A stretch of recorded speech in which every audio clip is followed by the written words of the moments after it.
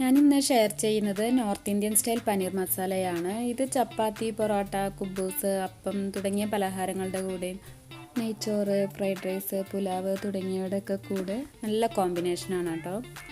അപ്പോൾ നമുക്ക് ഉണ്ടാക്കാം. അതിന് ഞാനിവിടെ 200 ഗ്രാമിൻ്റെ 2 പാക്കറ്റ് പനീറാണ് വാങ്ങിച്ചിട്ടുള്ളത്. ഇത് ഫ്രീസറിൽ ഇരുന്നിപ്പോൾ ഐസായിട്ടുണ്ട്. അപ്പോൾ ഒരു 5-6 മിനിറ്റ് നമുക്കിത് വെള്ളത്തിലിട്ട് വെക്കണം. ഐസൊക്കെ പോവട്ടെ. ഐസൊക്കെ പോയിട്ട് ഡ്രെയിൻ ചെയ്ത് നമുക്കിതൊന്ന് മാരിനേറ്റ് ചെയ്ത് വെക്കണം. അപ്പോൾ നമുക്ക് വെയിറ്റ് ചെയ്യാം. ഇപ്പോൾ ഒരു 6 മിനിറ്റ് കഴിഞ്ഞു കേട്ടോ. ഇനി ഇതിലെ വെള്ളമൊക്കെ കളഞ്ഞ് നമുക്ക് മാരിനേറ്റ് ചെയ്യാം. കണ്ടോ, ഐസൊക്കെ പോയി ഇപ്പോൾ ഇത് സോഫ്റ്റ് ആയിട്ടുണ്ട്. അപ്പോൾ ഇതൊന്ന് ഡ്രെയിൻ ചെയ്തെടുക്കാം ആദ്യം. അപ്പോൾ ഇതിലെ വെള്ളം വാർന്നു പോകാൻ നമുക്ക് വെയിറ്റ് ചെയ്യാം. അപ്പോൾ ആ സമയത്ത് ഞാനിവിടെ 4 സവാള തൊലിയൊക്കെ കളഞ്ഞ് റെഡിയാക്കി എടുത്തിട്ടുണ്ട്. പിന്നെ 4 തക്കാളി, 3 പച്ചമുളകും കഴുകിയെടുത്തിട്ടുണ്ട്.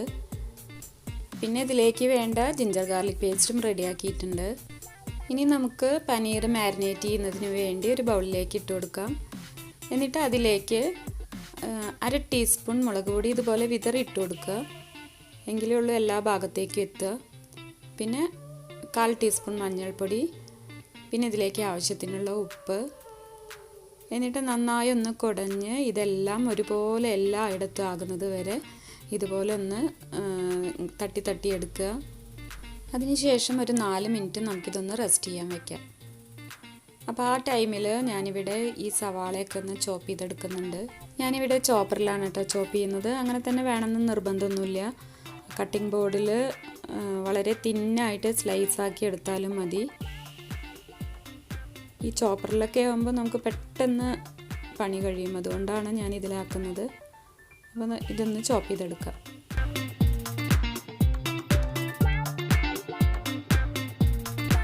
ഇങ്ങനെ ഒരെണ്ണം വീട്ടിലുണ്ടാവുന്നത് വളരെ യൂസ്ഫുള്ളാണ് കേട്ടോ. ഇല്ലാത്തവരൊക്കെ ഒന്ന് വാങ്ങിച്ചോളൂ. നല്ല ഹെൽപ്ഫുള്ളാണ്. കണ്ടില്ലേ, വളരെ പെട്ടെന്ന് തന്നെ നമുക്കിതൊക്കെ ഒന്ന് അരിഞ്ഞെടുക്കാൻ പറ്റും. അപ്പോൾ ഇത് ഒരു ബൗളിലേക്ക് മാറ്റുക. എന്നിട്ട് നമുക്ക് അടുത്തതും കൂടെ ഇതുപോലെ ഒന്ന് ചോപ്പ് ചെയ്തെടുക്കാം.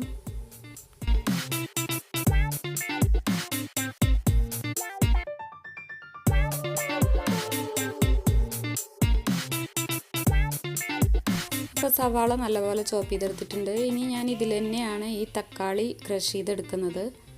ഫൈൻ പേസ്റ്റായിട്ട് അരയേണ്ട കാര്യമില്ല കേട്ടോ. അപ്പോൾ ഇതിൽ തന്നെ ഞാനൊന്ന് ക്രഷ് ചെയ്തെടുക്കട്ടെ.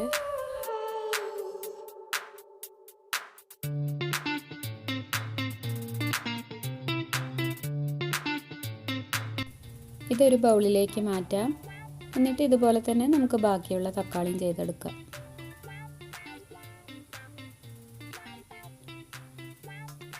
ഇപ്പോൾ തക്കാളി ഇവിടെ റെഡി ആയിട്ടുണ്ട് കേട്ടോ. ഇനി നമ്മൾ മാരിനേറ്റ് ചെയ്ത് വെച്ചിട്ടുള്ള ഈ പനീർ ഒന്ന് ഫ്രൈ ആക്കി എടുക്കണം.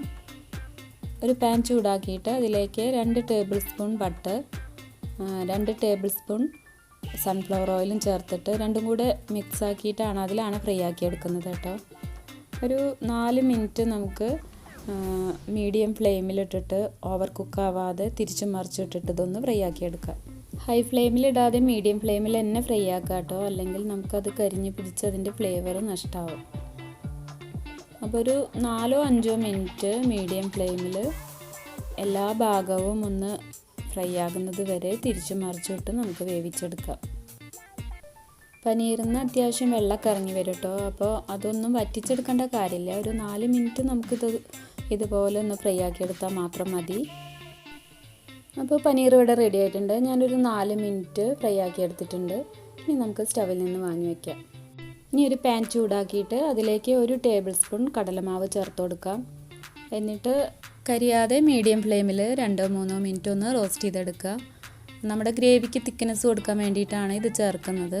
ഇത് റോസ്റ്റായി കഴിഞ്ഞാൽ നല്ലൊരു സ്മെല്ല് വരും കേട്ടോ. ആ സമയത്ത് നമുക്ക് ഒരു പാത്രത്തിലേക്ക് മാറ്റാം.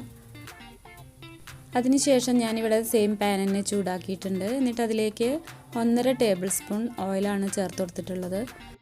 അതിലേക്ക് 1/2 ടീസ്പൂൺ ചെറിയ ജീരകം, 3 ഗ്രാമ്പു, ഒരു ചെറിയ പീസ് പട്ട, 3 ഏലക്കായ, ഒരു ചെറിയ ബേ ലീഫ്, 2 ഉണക്കമുളക്, ഇത്രയും ചേർത്തൊന്ന് വഴറ്റിയെടുക്കാം.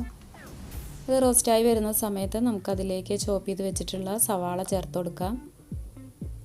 ഇനി സവാളയുടെ നിറം മാറുന്നത് വരെ നമുക്ക് വഴറ്റിയെടുക്കണം. അപ്പോൾ പെട്ടെന്ന് വഴന്ന് കിട്ടാൻ വേണ്ടി നമുക്കിതിലേക്ക് ആവശ്യത്തിന് ഉപ്പ് ചേർത്ത് കൊടുക്കാം. അപ്പോൾ സവാളയുടെ നിറം മാറുന്നത് വരെയാണ് കേട്ടോ വഴറ്റേണ്ടത്. അപ്പോൾ നമുക്ക് ഇടയ്ക്കിടയ്ക്കൊന്ന് ഇളക്കി കൊടുത്താൽ മതി. ആ സമയത്ത് നമുക്കിതിലേക്കുള്ള മസാല പൗഡേഴ്സ് എടുക്കാം. 1 ടീസ്പൂൺ മല്ലിപ്പൊടി, 1.5 ടീസ്പൂൺ മുളക് പൊടി, ഒരു പിഞ്ച് ഗരം മസാല, 1/4 ടീസ്പൂൺ ചെറിയ ജീരകം പൊടിച്ചത്. ഇത്രയാണ് എടുത്തിട്ടുള്ളത്. ഇപ്പോൾ സവാള കളറൊക്കെ മാറി ഏകദേശം നന്നായി വഴന്നു വന്നിട്ടുണ്ട്. ഇനി അതിലേക്ക് 2 table spoon ginger garlic paste ചേർത്ത് കൊടുക്കാം. എന്നിട്ട് അതിൻ്റെ പച്ചമണം മാറുന്നത് വരെ വഴറ്റിയെടുക്കുക. ഇപ്പോൾ ഇഞ്ചിയുടെയും വെളുത്തുള്ളിയുടെയൊക്കെ പച്ചമണം മാറിയിട്ടുണ്ട് കേട്ടോ. ഇനി നമ്മൾ എടുത്ത് വെച്ചിട്ടുള്ള മുളക് പൊടിയൊക്കെ ഉണ്ടല്ലോ, അതും റോസ്റ്റാക്കി വെച്ചിട്ടുള്ള കടലപ്പൊടിയും ചേർത്ത് ഒരു 5-6 മിനിറ്റ് നന്നായി ഒന്ന് ഇളക്കി മിക്സാക്കി എടുക്കുക. ഇപ്പോൾ എല്ലാം കൂടെ നന്നായി ഒന്ന് മിക്സായിട്ടുണ്ട്. ഇനി ഇതിലേക്ക് നമ്മൾ ക്രഷ് ചെയ്ത് വെച്ചിട്ടുള്ള തക്കാളി ചേർത്ത് കൊടുത്ത് ഒന്ന് മിക്സാക്കി എടുക്കുക. നല്ലപോലെ മിക്സായി കഴിഞ്ഞാൽ ഒരു 4-5 മിനിറ്റ് നമുക്ക് അടച്ചു വെച്ച് വേവിക്കണം. മീഡിയം ഫ്ലെയിമിൽ 5 മിനിറ്റാണ് കേട്ടോ വേവിച്ചത്. ഇനി ഇതിലേക്ക് 1/2 ഗ്ലാസ് തിളച്ച വെള്ളമാണ് ഞാൻ ഒഴിച്ചു കൊടുത്തിട്ടുള്ളത്. ഗ്രേവിയുടെ ലൂസിനനുസരിച്ച് നമുക്ക് വെള്ളം ചേർക്കാം. അതിനുശേഷം 4 ടേബിൾ സ്പൂൺ തൈരാണ് ഞാൻ ചേർത്ത് കൊടുക്കുന്നത്. അത്യാവശ്യം മുളക് പൊടിയൊക്കെ നമ്മൾ ചേർത്തതാണല്ലോ, അപ്പോൾ ഈ തൈരൊക്കെ ചേർക്കുമ്പോൾ എരിവൊക്കെ ഒന്ന് അഡ്ജസ്റ്റായി വരും. പിന്നെ ഞാൻ ഇതിലേക്ക് 2 പച്ചമുളക് കീറിയിട്ട് കൊടുക്കുന്നുണ്ട്. 3 എണ്ണമാണ് എടുത്ത് വെച്ചിട്ടുണ്ടായിരുന്നത്, പക്ഷേ ഞാൻ 2 എണ്ണേ ചേർക്കുന്നുള്ളൂ കേട്ടോ. നല്ല എരിവുള്ള മുളകായതുകൊണ്ടാണ്. പിന്നെ 1 ടീസ്പൂൺ കസൂരി മേത്തി ചേർത്ത് കൊടുക്കാം. ഈ സമയത്ത് ഉപ്പുണ്ടോ നോക്കുക. ഉപ്പ് കുറവുണ്ടെങ്കിൽ അല്പം കൂടെ ഇട്ട് കൊടുക്കാം. പിന്നെ നമ്മൾ ഫ്രൈ ആക്കി വെച്ചിട്ടുള്ള പനീർ ഉണ്ടല്ലോ, അത് അതിലുള്ള ഓയിലും ബട്ടറും വെള്ളവും എല്ലാം കൂടെ ഒന്നിച്ച് നമുക്ക് ഈ ഗ്രേവിയിലേക്ക് ചേർത്ത് കൊടുക്കാം. എന്നിട്ട് എല്ലാം കൂടെ നന്നായി ഒന്ന് മിക്സാക്കിയതിന് ശേഷം അടച്ചു വെച്ച് 2-3 മിനിറ്റ് നമുക്ക് വേവിക്കാം.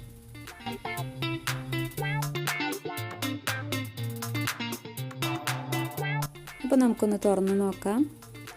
ഓയിലൊക്കെ തെളിഞ്ഞ് നന്നായി വന്നിട്ടുണ്ട്. അപ്പോൾ ലാസ്റ്റ് സ്റ്റേജിൽ നമുക്ക് ഇതുപോലെ മല്ലിയില ഒന്ന് ചോപ്പ് ചെയ്തിട്ട് കൊടുക്കാം. പിന്നെ ഇത് വലിയ ജീരകവും ഗ്രാമ്പൂവും ചേർത്ത് പൊടിച്ചതാണ്. അതൊരു 1/4 ടീസ്പൂൺ ചേർത്ത് വാങ്ങി വയ്ക്കാം. അപ്പോൾ ഇതാണ് north Indian style paneer masala. ശരിക്കും നമ്മൾ റെസ്റ്റോറൻറ്റുകളിലൊക്കെ പോയി കഴിക്കുന്ന അതേ ടേസ്റ്റാണ് കേട്ടോ. എല്ലാവരും ട്രൈ ചെയ്ത് നോക്കണം. പിന്നെ ഫീഡ്ബാക്ക് അറിയിക്കാൻ മറക്കരുത്. അപ്പോൾ നെക്സ്റ്റ് ഒരു വീഡിയോയിൽ കാണാം. എല്ലാവരുടെയും നന്മയ്ക്കായി പ്രാർത്ഥിച്ച് ബൈ. Thank you.